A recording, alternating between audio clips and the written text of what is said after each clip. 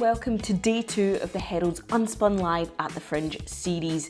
Last night we heard from John Swinney, the First Minister of Scotland, who was being interviewed by broadcasting expert and Herald columnist Brian Taylor.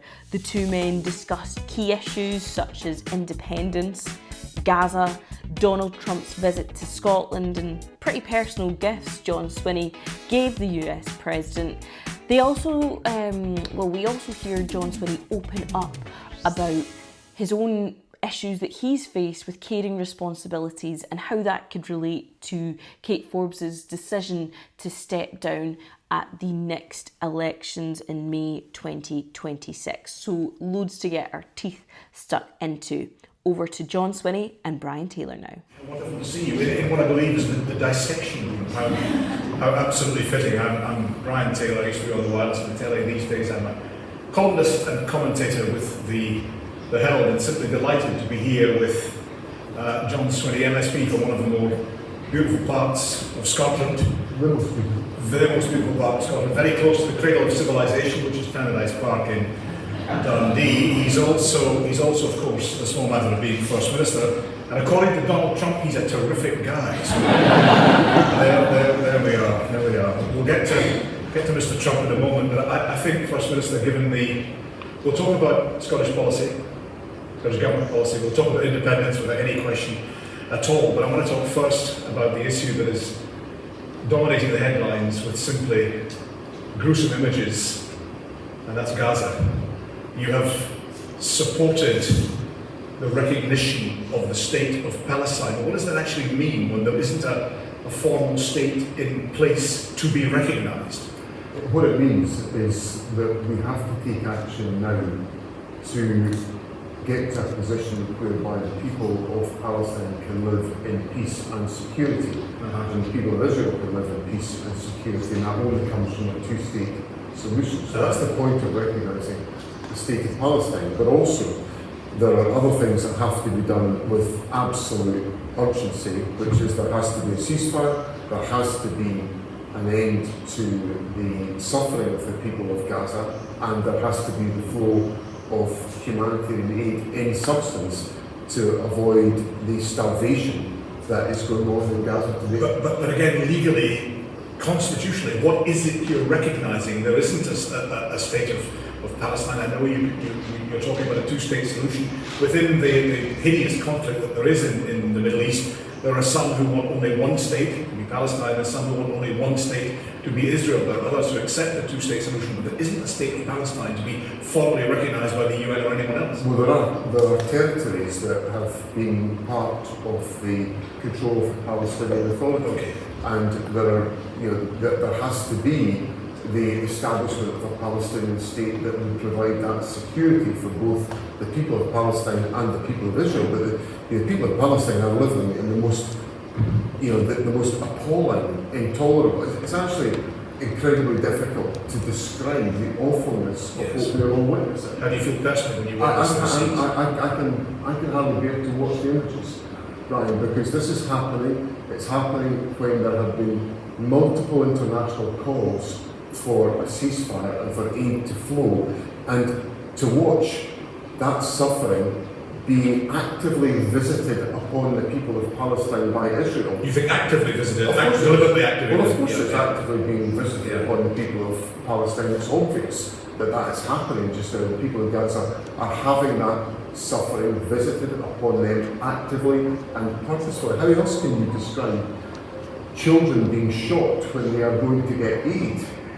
That is, they are posing no threat. And you've gone further, you've called it genocide. There's much international opinion which I share that this represents a genocide, and we have to call it out, and it has to be stopped. And it has to be stopped by using every tool and every opportunity we have to make that. But you know that genocide is not just a generic term, it is actually an international criminal offence that you're accusing the state of Israel of. And there is plenty of international opinion that takes the same view that I take about the nature of the suffering of the people of Palestine. Does it do any good to the suffering people of Palestine and Gaza and elsewhere? Does it do any good to talk about recognition? Does it do any good to talk about genocide? Does it do any good at all to the people on the ground? It is part of putting the pressure on to make sure we can find a solution that will protect those people, because they should not be suffering in the way that they are suffering at the present time. But you accept the right of the State of Israel to exist within internationally agreed borders? Of course I do. But the internationally agreed borders being the key. Correct, and that's why a two-state solution is essential to create stability and peace in the Middle East, because I literally, I think if you look at this objectively, Brian, I cannot see how anyone can look at this and say, well, the current set of circumstances is likely to deliver a lasting peace in the Middle East. I just can't see that happening because of what is being visited upon the people of Gaza. I mentioned jocularly that your engagement with Donald Trump, you've got a very long time with the President on a couple of occasions. You discussed Gaza among many other issues, and yet he said on the plane back, we didn't really talk about the whiskey, we didn't really talk about, he seemed to be playing down the exchanges. Well, I can only tell you what I experienced, and what I experienced was that I spent about an hour and a quarter in private conversation with the President of the United States over dinner last Monday night, and then I spent about 15 minutes with him on Tuesday morning in private conversation, and I raised a number of issues with him on domestic issues.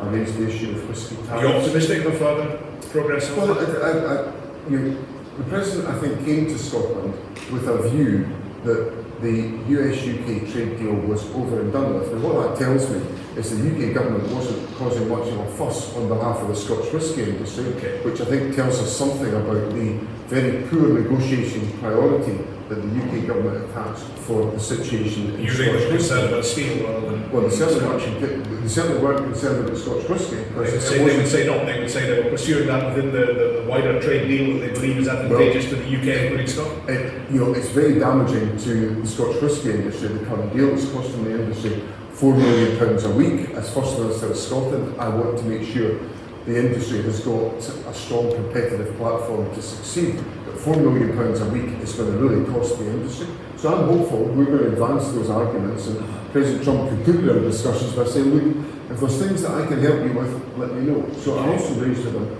the issue of Gaza, and I repented, and the Sunday Times wrote a lovely article about this because it was about people that I represent. I recounted to President Trump how I had been approached the day before I met him by the minister of Aberfeldy Parish Church in my constituency, Neil Glover, and he'd asked his congregation to pray that in my conversations with President Trump, I might be able to make some headway in Gaza, to raise the issue with him. And I saw Neil a week past Sunday. He recounted this to me, and I told President Trump this in the course of the conversation. The Sunday Times, as I say, did a lovely article at the weekend where they spoke to some of the parishioners about what it meant to them to have their Member of Parliament, who happens to be the First Minister of Scotland, actually listening to what they're concerned about, listening intently to the horror they're witnessing and grieving about, and raising that with the President of the United States, who I think is perhaps about the only person on the planet that can get the Israeli Prime Minister to do something different to what he's doing just now. He said you were a terrific guy. Did you like Donald Trump? Did you admire him? I had a very pleasant and courteous exchange with President Trump in the course of the time we spent together, and I valued the opportunity as First Minister of Scotland to be able to set out the views of people that I serve in this country directly to the President of the United States. And he's also, in the conversation, he made it abundantly clear to me that he absolutely adores Scotland, and he absolutely. You think that's genuine? You don't think that's an act? I mean, some say. I explained to him the gift that I've given him, which is really quite an unusual thing. That I asked the Registrar General to see if she could find anything in the records of Scotland which might be particular or unique around about President Trump. And she managed to find, along with her team, a handwritten journal recording the marriages in the parish of Tom in Lewis.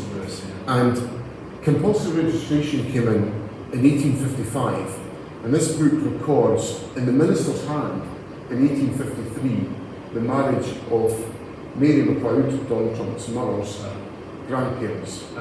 And I give him that in a frame along with an extract from the 1921 census from Stornoway, which records his mother at the age of 9, Mary MacLeod, in the census. So I gave him that, and I did feel he got it emotionally.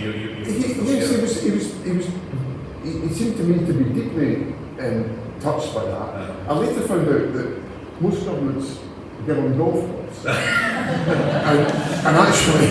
A golf club or a golf club? I think it's that one. I think but some of them are. I think some of them are fancier than others. So golf balls.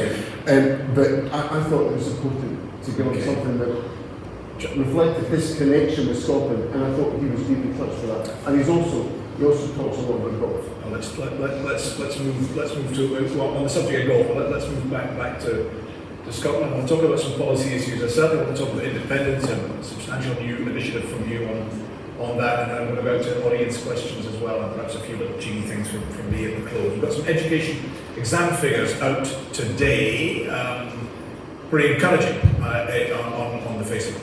They're very good exam results, and I pay tribute to the young people of Scotland for what they've achieved in the exam results, and I pay tribute to the teaching staff around Scotland who've supported them to make this possible, and also to families who've supported those young people. The exam rates show that at National 5 and at higher, the pass rate has gone up higher than 2019, which is the most recent comparable figures pre-pandemic. So that's really encouraging that we've seen that. We've seen a closure of a further closing of the poverty-related attainment gap, which is one of the government's core objectives, to ensure that we're tackling inequality in our society. And we've seen over 200,000 candidates come forward for hires, which is the highest number since the establishment of Curriculum for Excellence. So these are really solid numbers of the educational achievement of young people. Accepting all of that, you mentioned the poverty attainment gap. It is narrowed a bit in the current year. Didn't your predecessor, but one Nicola Sturgeon, say it would be all but eliminated by now? I think you are way off that.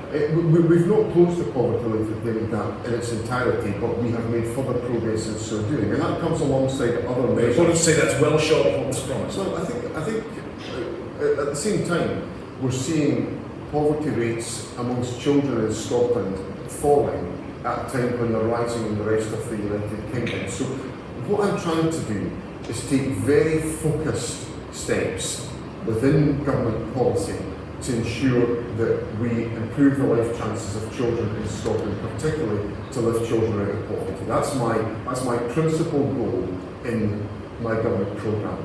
And I think what we're seeing with the falling child poverty rates in Scotland, what we've seen today with a strengthening of educational attainment within our schools and a narrowing of the attainment gap, what it demonstrates is that our policy agenda is moving in the right direction. Some of the, don't talk about schools, it's certainly universities. Some of the universities are in what amounts to crisis. Certainly Dundee, Edinburgh struggling financially. Can we afford to continue with free tuition? Can we really afford to continue? Yes, we can. The rocks will still melt with the sun and all that sort of thing. I'm absolutely committed to free university tuition, and I think it's one of the elements of the difference of offering that there is in Scotland. So tuition fees just increased again last week in England and Wales, and in Scotland tuition fees are not levied on Scottish domiciled students attending a Scottish university. Now I think that's really important. We've also seen, in relation to some of the questions on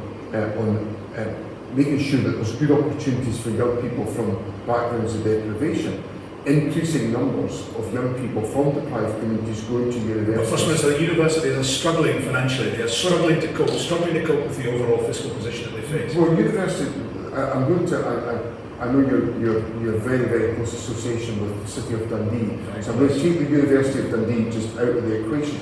Most universities, yes, are facing financial challenges because of the issues around freedom of movement and the constraints on immigration from the UK government about international students. And I'm trying to work with the UK government to get to a better position, because that also affects universities in England and Wales as well, who are really suffering from the loss of access for international students to our domestic institutions. But on the University of Dundee, we've been very carefully working with the university to address what is a quite exceptional set of circumstances of financial mismanagement, which have been the subject of the review by Professor Pamela Gillis, which has led to significant changes in the universities, a number of people moving on from the university and leaving because they presided over a governance failure at all levels of the university, at executive level, at court level, at finance and audit committee level. It has been completely unacceptable. Now the government has stood firm behind the University of Dundee, and I'm determined, the University of Dundee will be supported. Many of your constituents will be. Well, many of my constituents, but it's not just about that. Okay, it's about the University of Dundee is a fabulous institution with tremendous capability in a number of disciplines, particularly in life sciences. But for the benefit of our whole country, we need to make sure that strength, that asset is used for the enhancement of life. And John, we could talk about each of these topics for the entire hour. I need to move on to other ones. Move on the health service.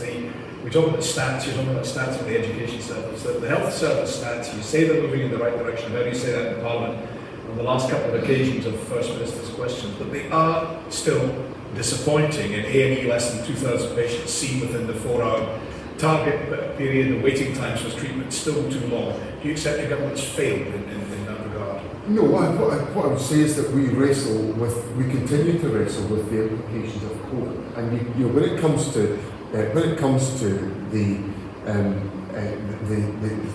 treatment of individuals and inpatient care where people are waiting for procedures, if you have the best part of a 2-year gap for people to be able to secure that treatment, that will create a backlog in any healthcare system, and we are working very hard to see that proven. Now today, after the Cabinet meeting, I had my regular weekly meeting with the Health Service leadership, with the Health Secretary and his team, looking at the performance of the Health Service. And what you're obviously not satisfied. Well, I want to improve performance, and we're seeing that. So we've just released statistics today which show that we've had the largest number on record of hip and knee procedures undertaken in Scotland.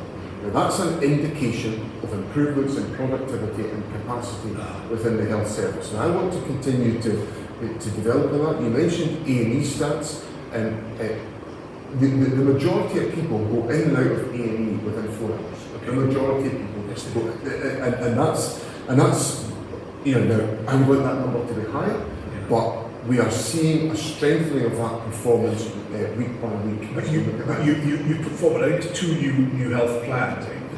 For somebody like me that's covered the subject of politics for a rather long time, they're eerily familiar. I mean, you talk about prevention rather than cure, you talk about use of reform, you talk about use of the modern technique of AI. We have had it, First Minister, and it hasn't driven change thus far. What difference will the new plans make? Well, on prevention, prevention is an approach that you have to build into your policy approach for the delivery of public services. So that's an integral part of my agenda, that we shift the balance of care. So again today, I was looking at some work that's been undertaken by NHS Lothian, which has been aimed at, frankly, shifting the balance of care, using their existing resources to rebalance what they spend in the Royal Infirmary of Edinburgh, the Western General and St John's, and what they spend in health and social care partnerships, and providing support to individuals within their home. Now the results of that are reduced hospital occupancy in the Royal Infirmary and improved care for individuals in the home for more people. The hospital at home system that we now have is going to, by the end of next year, be the largest hospital we've got in Scotland.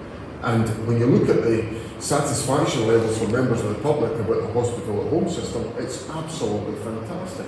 So we can do more of that, shifting the balance so that we get prevention in place. And then on your point about A&E and AI and its effect on diagnostics, we're now using a number of AI techniques to interrogate patterns of healthcare to identify the greatest risk for individuals, so that GP practices, for example, are able to intervene earlier to avoid situations. When somebody comes up at A&E, it's going to be an expensive procedure. If you can identify that, if you preempt that, and equip the health system to do that, you'll relieve a great deal of strain and financial challenges. John, I'm anxious to leave lots of time for questions. I'm going to move on again. Forgive me, it's all a bit rapid, but there we go. Let's turn to the broad economy. Is growth, this economic growth, GDP economic growth, still your key objective? Economic growth is absolutely essential because we need economic growth to enable us to fund the work I want to undertake to eradicate child poverty and to support our public services and assist our transition to net zero. It's also critical for giving economic hope and economic opportunity to our people. But it has to be undertaken as part of an integrated policy programme. So what I've just done there to you is go through the 4 key themes of my government's programme. Yes. Eradicate child poverty, stimulate growth, ensure the transition to net zero and strengthen our public services.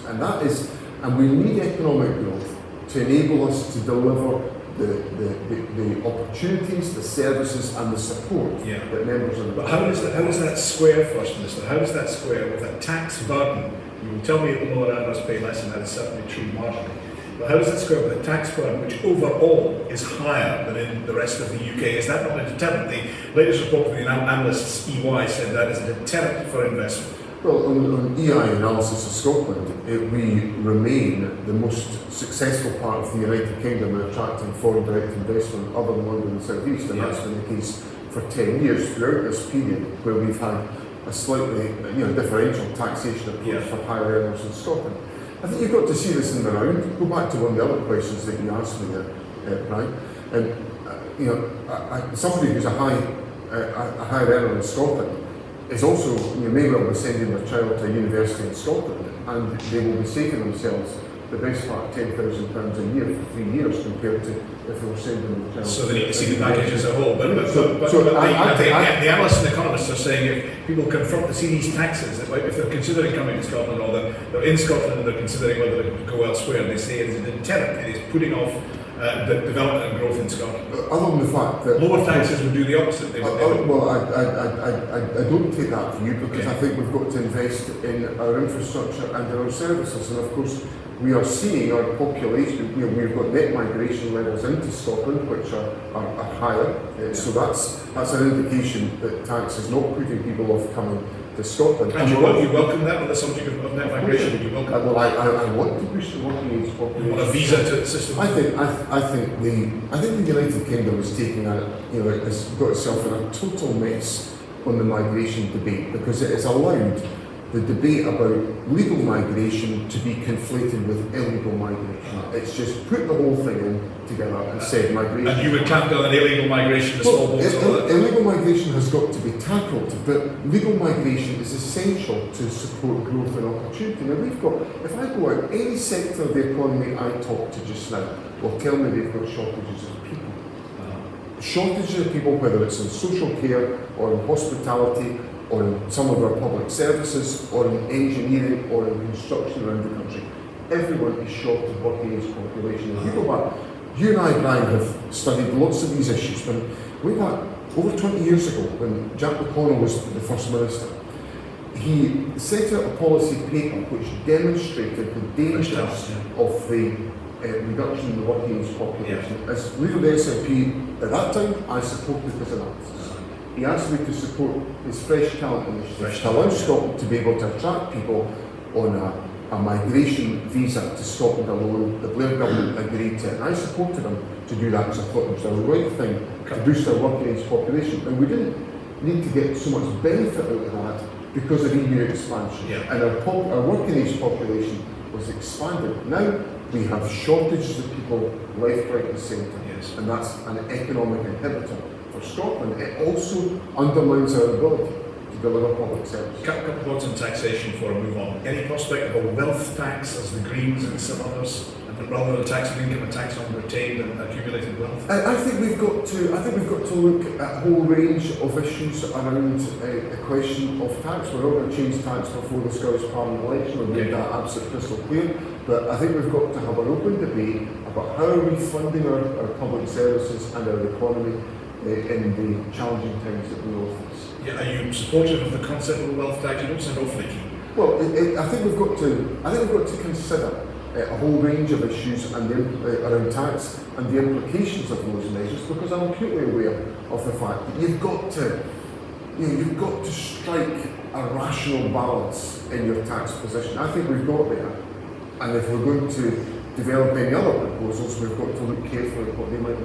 We'll come to independence in a few seconds, but let's, and then to questions from the audience, if you can gather a few together in your minds. But let's look a few years down the road. I mean, public spending is tight just now. The Scottish Fiscal Commission spots a black hole of 2.6 billion in day-to-day spending within four years' time, with a comparable gap in capital. How are you possibly going to fill that gap? What we've got with the current spending plans that you're not prepared to change? Well, I don't accept that point, Brian. If you look at the medium-term financial strategy and the public service reform agenda that was set out just before Parliament went into recess, that sets out the fact that we are going to have to reduce the size of the public sector. That's going to have to be undertaken. It's jobs to go. It'll have to happen. We want to protect frontline services, but we are going to have to deliver efficiencies in the way in which we deliver our public services and our public infrastructure. Hundreds of jobs, thousands of jobs? Well, we've said that we're going to have to reduce those numbers annually, and that's part of the budget settlements we'll put to Parliament, the extent to which that's going to have to happen.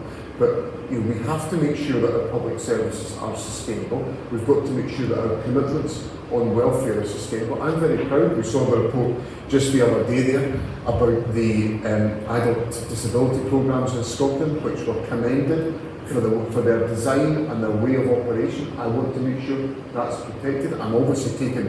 We've taken a bold step on child poverty to remove the two-child limit, a measure that should have been removed as one of the first acts of the Labour government. The fact that they've not done it leaves it to me to do that, and I'm going to get on and do it in the budget. But in total revenue spending and capital spending is a £5 billion gap. You can fill that with efficiency savings. We've got to reconfigure the way in which we deliver our public services to maintain our sustainability. A substantial change. And that's exactly what the medium-term financial strategy said. But you don't think, can we still afford free tuition? Can we still afford higher than UK levels welfare? Can we still afford the additional benefits you're proposing for pensions? Can we still afford?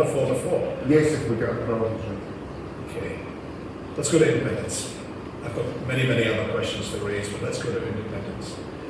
You say now it will be at the core of the SNP election campaign for May the 7th next year, and yet when you first became First Minister, you were talking instead about policies other than that over issues like the cost of living. Why that switch? It's not a switch, Brian. It's what I call it phase 1 and phase 2. Phase 1 was that when I came in, when I became First Minister a year past May, I had to earn the right to be heard by the people of Scotland. The people of Scotland were not giving my party, my government, a hearing. Because your party and your government are completely lost trust. Well, let's just say there was some rebuilding of relationships was required, and I love the way you were looking for the answer. Well, it's always out there somewhere. If you search long enough, you'll find it. So I had to. My judgment was that I had to focus on the issues that were absolutely right in front of people, which were principally about the cost of living and our standards of living and the performance of our public services. And they didn't want to be lectured about the constitution, they wanted answers on their family's budget. I wanted to address this, and I thought that was necessary to do that. And I've spent the last 15 months or so doing exactly that and putting in place the provisions that enable us to address the public's priorities, the most recent of which will be the abolition of peak rail fares in September, which will help. It's got a measure to support our efforts on climate change, and also to encourage more public transport use and to save people costs in their travel. So these are all the steps, amongst many other steps, to address public priorities. But in many respects, the difficulties that people are facing today in their lives are a product of issues connected to the Constitution. So austerity, which has been prolonged since 2010, the implications of Brexit, which has been with us since 2019 and slightly before that, these are all consequences of decisions that have been taken by a United Kingdom government, which I don't think have commanded support or within Scotland. particularly not on Brexit, particularly not on austerity. People railed against austerity for the duration of the Conservative government in Scotland, and then we get a Labour government and they've continued the austerity agenda that we are facing. So my answer to that is to relate independence to the day-to-day concerns of people in Scotland and to say, well look, these are your concerns, I understand them, and do all I can under devolution to try to address those issues, but if you want a way out of this, if you want to be able to address the completely disastrous effects of Brexit on our country, then the way out of that is independence. So I relate independence to the everyday concerns of the public in Scotland. To be clear, you're not interested, you would not be going for a unilateral declaration of independence. You're not interested in or would you? No, because it wouldn't work. It wouldn't work, it wouldn't be a recognised statute. You're not in favour of what you might call a non-statutory referendum, Catalan style. What I want to make sure is that Scotland can actually become independent at the end of a process. Rather than a gesture. So, in 2014, there was an agreed process around about a referendum. Both sides of the argument accepted that if there was a referendum on the question of Scottish independence conducted in September 2014, and that concluded with a yes vote, Scotland would become independent as a consequence of that. And both sides would consent to that. Both sides would consent, yeah. That was legally agreed, and that's crucial to get domestic and international legitimacy for an independent Scotland. So that's why I say I'm only interested in a route that is going to enable Scotland to become independent, because that's the way we do it, by having consent. Right, and you say that the route to that route, if I can put it like that, the route to Indy Ref 2, the route to a second referendum, is a majority of SNP MSPs. You're saying this because that's the way it happened in 2014. And we didn't have a majority of SNP MSPs in the Scottish Parliament in 2016 or 2021. We did have a majority of MSPs committed after 21 to the principle of a referendum on independence, but we were not able to secure that referendum. So I'm simply saying to people, look at the precedent for all of this. Okay. When we got a majority in 2011, it led to the legislation which gave us a referendum in 2014, which, if it had been successful, would have delivered Scottish independence. And I'm interested in seeing it all through to the end, Brian, because that's what I've spent my adult life trying to secure for Scotland. There's a rival suggestion being advanced for your party conference that may or may not be selected for debate. The suggestion being that combine all the parties who support independence, I guess that includes the Greens and Alba, and their total on the list, if it's a majority, then that's a mandate for not just for a referendum, but for independence. Do you have any truck with that argument? No, I don't, because I don't think that is an argument that would have any legal force at the end of it, because it's not an agreed process. It might be what we would like to do, and I would love Scotland to be independent tomorrow, I would love Scotland to be independent yesterday, today, but it's not going to deliver that agreed process of Scotland becoming an independent country. So you say to these people who are advancing this, they should drop this idea? Well, I don't think it's an idea worth pursuing, because I think it's going to lead to the type of, well, look at the situation that has emerged in Catalonia. Without an agreed process, Catalonia tried to secure its independence and it did not succeed. Yes. And so my point, hard though it is, and I know that you understand the frustration of those inside your party. Totally, I understand the frustration of people inside my own party and outside my party and across the community of Scotland. I totally understand that frustration, and I feel it. But I don't think I am serving people well if I put in front of them a proposition that I know in my heart is not going to work. What about your critics? Your critics say you're only raising this issue of independence to placate those internal critics, because you know you're in some degree of trouble, you're in some degree of facing some degree of discontent and dissent within your own ranks. Well, I come back to my phase 1, phase 2, okay, Brian. You always planned phase 2 when you were well, of course, I had to make sure we could get a hearing. I had to make sure we'd be taken seriously. I had to make sure that we'd be considered credible in the eyes of the public. I think I've got us back there. Much against, when you look at the situation I inherited in May of 2024, we were behind in the opinion polls, were now ahead in the opinion polls. We started winning local authority elections. For a little bit of help in that regard from one Keir Starmer. Well, He's your biggest money. folk have got to make their choices, and they've put us ahead in the playing. What about the argument that, I mean, John Curtis, on this very stage yesterday, said it is, and I quote, most extremely unlikely, you really mean it, that you get a majority, a popular majority, a majority of seats rather at the next election. Well, let's see what the people saw. Okay, that's a reasonable answer, reasonable response. What, say it falls short, what's plan B? Well, I'm going to go. You're going to go for you won't be surprised. You've interviewed me long enough. I'm going to go for my aim, and then we'll see what the line is after. Do you accept? Let's talk about you say that there will be a mandate for a referendum if you win a majority of the seats at the next election. That's one argument. Do you accept that there would be a mandate for a referendum being off the table if you don't? You have to accept the counter of your I'm just simply putting forward my point of view, Brian, and also an important constitutional point and a substantial point about who we are as a country.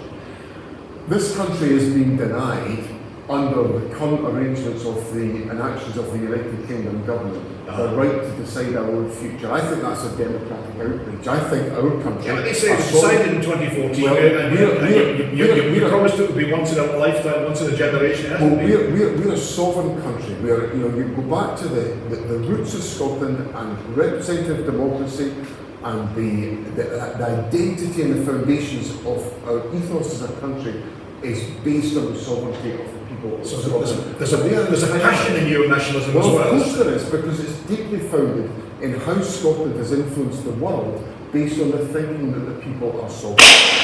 See you get... And that is something which we've got to ensure is pursued and pressed of the UK government. Because the UK government folding its arms and saying we're having none of this. And by the way, on your point about generation ban, while I'm on this question, by 2030, 1 million people will be in Scotland who were not eligible to vote in 2014. So let's start talking about what a generation looks like. Yeah, I mean, I'm going to plan B. Let's stick with plan A. See you get a majority of seats at the next holiday elections on May the 7th.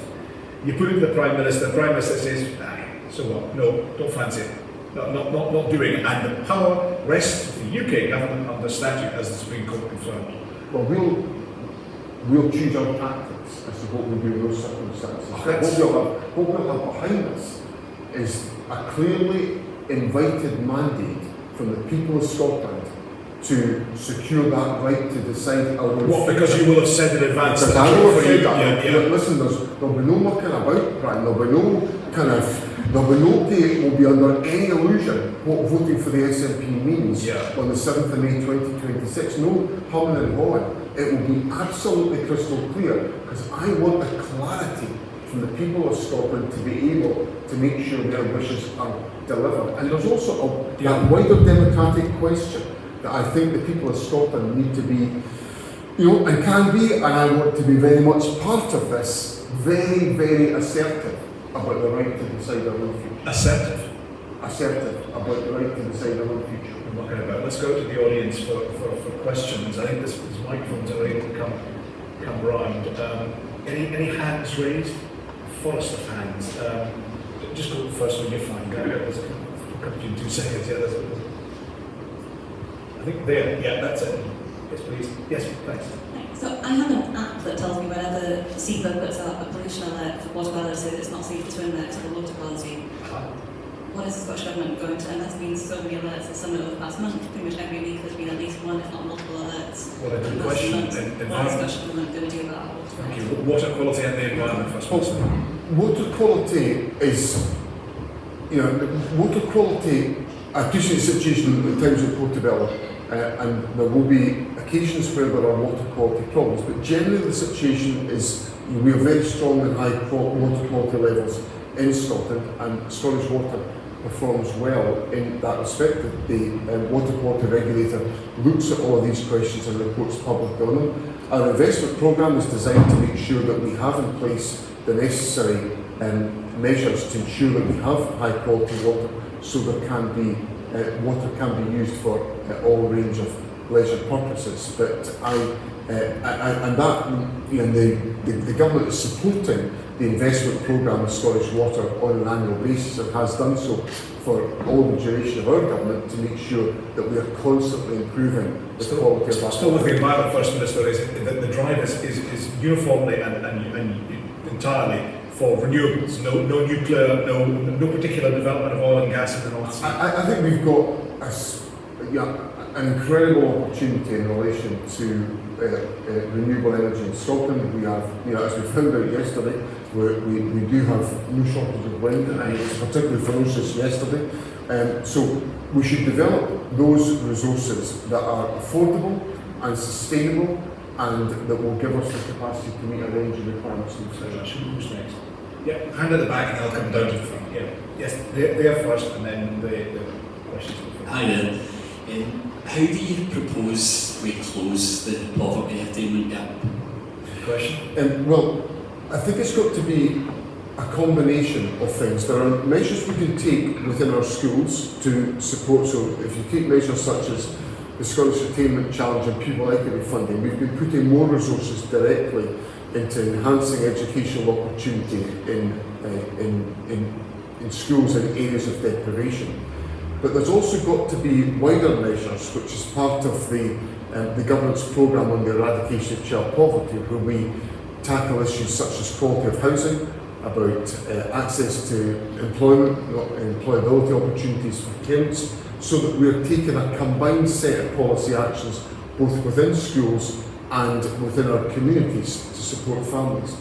I think what the evidence I see is that where we are able to deliver effective whole family support, we are able to lift families out of poverty, and as a consequence, young people are able to be better engaged in education and fulfil their potential. One other aspect of the education stats today, which I should also have commented on earlier, is the number of vocational qualifications. There's a record number of vocational qualifications achieved alongside National 5 and higher in the school system.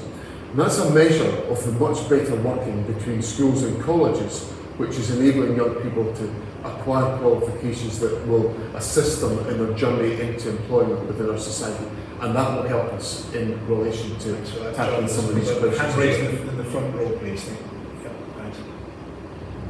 Thanks. My name's Anne Ward from Faces and Voices in Recovery, and my friend sitting next to me is Marion Calder from Forbin Scotland. We've both got a question. But First Minister, I'd just like to ask you, if you had a loved one who was suffering from addiction, where would you send them? Rehab or the methadone programme? I would want my loved one to get the best treatment that was required for them at the time. Is that the methadone programme or rehab? What would you like for your loved one? Would you like them to get clean and sober, or would you like them to be maintained on a substitute prescription for the rest of their life? I would want my loved one to be clean and sober, so it would be the route that was best able to ensure that they could achieve that. Briefly, your colleague. Thanks very much. Yeah, please. Good afternoon, First Minister. You may remember that we met on International Women's Day on March 8 this year, of which you promised me that you were a man of the rule of law. Following the April 16th judgment at the Supreme Court, we are months on, and yet we are no further forward. From what it seems from Scottish ministers and actually checking forward the Supreme Court judgment. You also promised me that you'd actually meet us. Perhaps you said you have a lot on your plate. Perhaps we could check diaries after this. Well, in relation to, we are taking steps to implement the Supreme Court ruling, as I have indicated publicly and stated in Parliament. The government accepts the Supreme Court ruling, and we are now doing the work that's required to prepare for the implementation of that ruling. There are obviously a range of issues that have to be worked through to enable that to be the case, and we are engaging with the Equalities and Human Rights Commission on the informing of those judgments, and that work is underway, and I am receiving a weekly update on the steps that will take. First of all, perhaps vaguely related to the Gender Recognition Reform Act, is there any way that can be revisited by your government? Well, we have no plans to revisit that. That act, it's been stalled by the actions of the UK government. Thanks. Let's go for other questions, please. Right, just right there. Yeah, please. Thanks. You've acknowledged that Gaza is a genocide, but at the moment Scottish taxpayers' money is still going to the arms manufacturers in Scotland. They have said it's for diversification, but there's very little evidence of that. Then it's been said it's for apprenticeships. Well, that's fine, but surely now is the time to suspend that money at least, because there is a genocide. What stops you? Thank you for that, Mr. Swinney. In the very limited amounts of public expenditure that are allocated in these ways by Scottish Enterprise, they are focused on a number of the aspects of programmes that you talked about supporting apprenticeships, about supporting diversification.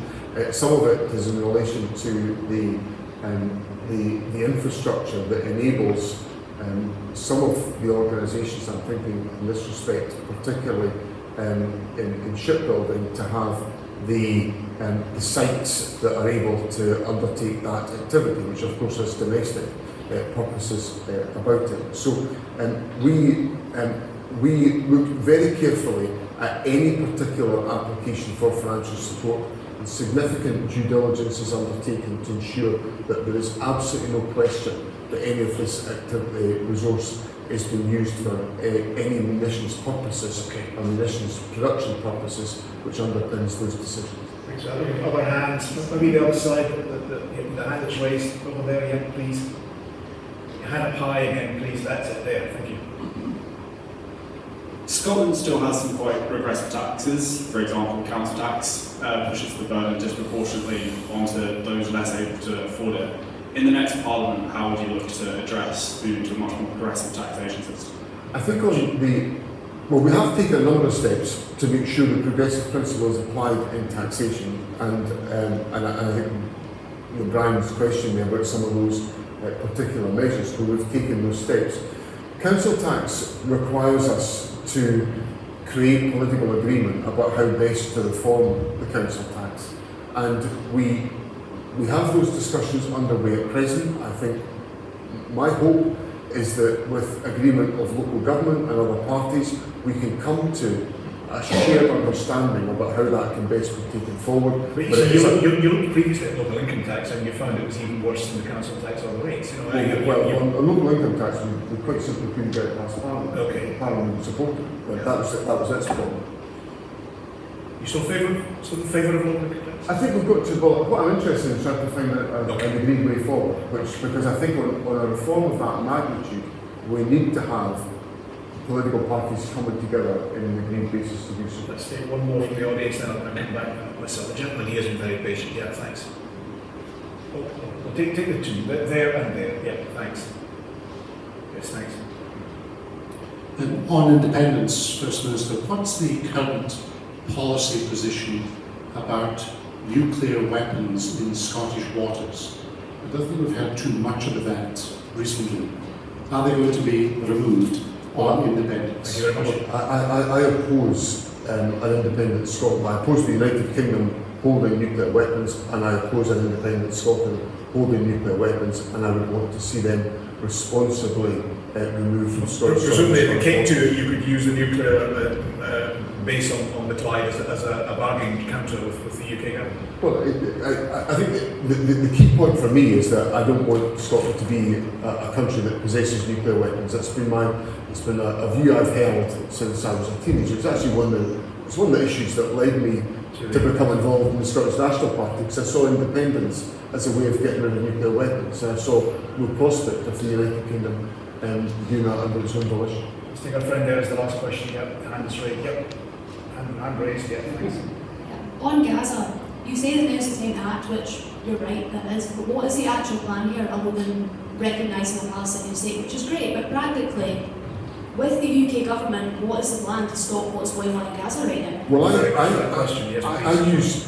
Well, in relation to what the Scottish Government can do, we can provide support to humanitarian aid where it's possible to enable that to get to Gaza. And then we need to use our opportunities to advance the arguments for a ceasefire and humanitarian aid. So when I see the Prime Minister, for example, I make that point to the Prime Minister to stress and to accelerate the urgency. Now, I'm incredibly frustrated by the situation that we face here. I align much more closely with the stance of the government of the Republic of Ireland, for example, on the Palestinian situation than I do the stance of the United Kingdom government. But I use my opportunities, whether it's with the Prime Minister or the President of the United States, to advance the issues that I understand people in Scotland are deeply concerned about, because I share those concerns. Thanks. As I look at the situation. Many thanks for the question. Absolutely excellent. All of them. Thanks. We'll come back to me for the last, what it is, about 10 minutes. Something like that. John, who would you regard as your biggest rival for the post of First Minister in May next year? It's part of the challenge. It's actually quite difficult to discern who that is just now. I think I can understand. I think I think traditionally it would have been perceived that it was likely to be my Labour challenger that would be my principal challenger. When I look at some of the opinion polls, I see Reform presenting as a challenge. I don't think, if you look at the current situation, the current growth, particularly the Scottish Parliament, the Conservative Party are the second largest party in the Scottish Parliament. That will not be the case after the 2026 election. How badly do you think they could fall? Very. Down to the bottom, below the Liberal Democrats? I don't know if they quite will fall below the Liberal Democrats or the Greens, but I think they will be, they're heading for a big time. You mentioned Reform in the Herald by-election. Anna Sarwar accused you of talking up Reform in order to cause problems for the Labour Party. What's your response to that? I wonder if Anna Sarwar saw what happened in the English local elections in May of this year, where Reform were a significant and growing presence. Or the fact that can still be the case, along with you talking them up in Hamilton. The two are not necessarily ruling each other out. Well, I think there's a pattern that's happening. If you look at local authority by-elections in Scotland, so there was one local authority by-election, if my memory serves me right, in Clydebank, where our challengers ultimately in the final runoff in the distribution of votes Reform were our other challenger. You think you'll come first in the rankings, obviously, of the parties. I wouldn't even bother asking that one. Could Reform come second? It's possible, and but I want to make sure that I do everything possible to ensure the executive wins in the job. Do you regard them as anathema, or could you work with Reform in the Scottish Parliament? I regard them as anathema. You couldn't work with them in any way on legislation, on forming a coalition, on forming a non-coalition pact? It's out? Definitely not. Why is that? I just think the value system and the outlook and the perspective of the Reform leadership is anathema to what I represent in my politics. Say it meant you could go into power with the support of Reform. It's non-stop. I'm not going to do a deal with Reform. Okay. Could you do a deal with other parties? Could you? Could you do a deal with other parties? You were in the Bermuda House Pact with the Greens. It fell apart in circumstances that had nothing to do with you. You don't appear to be moving back towards them, although you did an accommodation with them on a number of topics during the budget. Yes, but we also did it with the Liberals. One of the things when I became First Minister, in my acceptance speech, I said that I wanted to try to rebuild the ability of Parliament to work properly across parties. Because I thought it had become too fractured, too polarised. And when we got to the budget, 4 parties voted for the government's budget. Yeah. Now again, going back to May 2024, when I became First Minister, I don't think many people, Paul Hamilton said in that immediately before I became First Minister, his votes were available to bring down the government and force an early election. Yeah. 9 months later, the Liberals were voting for the budget. Now I put that down to an approach which I brought into the Scottish Parliament as First Minister, which is about building agreement, about trying to bring people together, and that's what I'm about. You say you've had to bring together, you say Reform and anathema, but you wouldn't work with the Tories either. Is that not what you would have? No, I wouldn't. No, I mean, although you as Finance Secretary, you got deals on an annual basis. People don't have to vote for things in Parliament, or they just sit on their hands. Okay, so that's different. There's a responsibility on all members of Parliament, but if you're asking me, who am I going to sit down and work with? Actually, my preference is for us to work in a collaborative way on individual issues, on individual issues, rather than a I think pact or a coalition. that's the best way to act, and I think I've demonstrated over my That's like 2007 to 11. In my political life, I've demonstrated the ability to pull that off. There are occasional muted mutterings about your own leadership. Do you feel they're at all merited? No. Good answer. Do you feel at all threatened by these occasional muted mutterings? I'm very much at peace with myself, Brian. Second row of the night, well done. John, a personal question, deeply personal question. We've had Kate Forbes announcing that she's standing down because she wants to be with the opportunity to be there for her child's three-year-old child. Now, I've known you for the odd decade. I know your wife, Elizabeth, who's a colleague and a friend, extremely well. You must have had a family concern and anxiety given her illness when you took on the post of First Minister, having previously stood down as Deputy. Yes, I did, and we've both been very open about this. I could not, I left office in 2023 because I thought I'd asked too much of my family. I thought it had gone on for too long. I'd asked too much of them, too many sacrifices, and I felt my wife needed her husband at her side a bit more. I'm not sure she agreed with that, but I kind of felt I should be a bit closer at hand. So when things changed and the gravity of the situation facing my party became clear in late April 2024, we had to talk through long and hard how would we manage. And we managed by a lot of help and support from friends who support us locally, and by us just working together to try and make it all work together. I gather Hamza Yusuf had stood down well, a month before Hamza Yusuf stood down, I couldn't have done it because Elizabeth... You'd have had to say no. I would have had to, because Elizabeth was not doing well at that time. And we've just got a period just now where things are not too good, Brian, to be honest. So we're struggling a bit at home just now. And I'm wrestling with that. I'm going home tonight. I've got commitments in the city tomorrow. I would normally have stayed there. I'm going home tonight. I'll go home tomorrow night as well, because I've just got to adjust when things are tough. Do you think, considering what you're saying there, considering what Kate Forbes has said, do you think the family pressures upon our politicians are too great?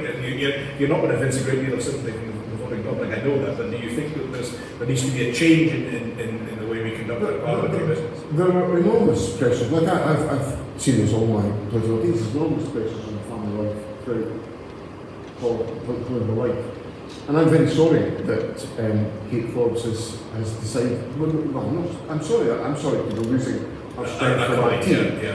I totally understand her situation. I was up a few weeks ago in Invergordon, which is just outside Kate's constituency, about 5 minutes outside her constituency. And my next commitment was in her constituency, and we drove for 3 hours to get there. 3 hours. And we weren't even at the extremity of it. No, she's got a seat of the size of Belgium. And then there's Edinburgh, and there's the demand. And she's a superb deputy First Minister. She's supported me wholeheartedly. She's done a great job, and I'm very, very sorry to be losing her. But I understand that it's tough, and that she's made her judgment, and she's set out her reasons, and I completely respect it. I'm going to draw this to a close. It's been a wonderful session of the Herald Unspun Live. More to come. I'm sure you agree that a valuable addition to the Fringe and to Edinburgh at this time of year. But more important than that, thanks to you for your wonderful questions, your participation, for your attendance. Would you join me in thanking the First Minister, John Swinney?